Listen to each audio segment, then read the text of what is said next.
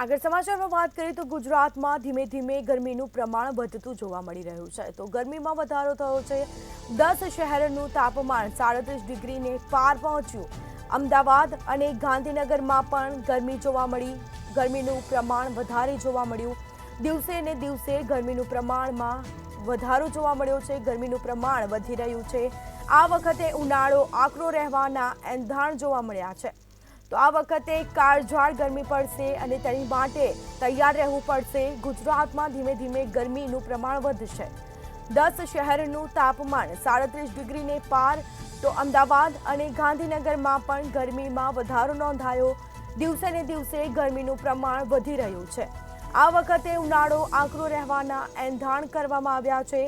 ગરમીમાં વધારો થશે. હવામાન વિભાગ દ્વારા પણ આગાહી કરવામાં આવી છે કે માર્ચના અંતિમ દિવસોમાં કાળઝાળ ગરમી પડશે અને દિવસે ને દિવસે ગરમીનું પ્રમાણ પણ વધી રહ્યું છે. તો આ વખતે ઉનાળો આકરો રહેવાના એંધાણ કરવામાં આવ્યા. તો ગરમીમાં વધારો નોંધાશે. ગુજરાતમાં ધીમે ધીમે ગરમીનું પ્રમાણ વધી રહ્યું છે. તો બીજી તરફ 10 શહેરોનું તાપમાન 37 ડિગ્રીને પાર પહોંચ્યું. અમદાવાદ અને ગાંધીનગરમાં પણ ગરમીમાં વધારો થયો. દિવસે ને દિવસે ગરમીનું પ્રમાણ વધી રહ્યું છે. તો આ વખતે આકરી ગરમી પડશે. સાથે જ કહી શકાય કાળઝાળ ગરમી માટે સૌ કોઈએ તૈયાર રહેવું પડશે. તો હવામાન વિભાગ દ્વારા પણ આગાહી કરવામાં આવી છે કે માર્ચના અંતિમ દિવસોમાં ગરમીનું પ્રમાણ છે તે વધશે અને સાથે જ આ વખતે ઉનાળો આકરો રહેશે.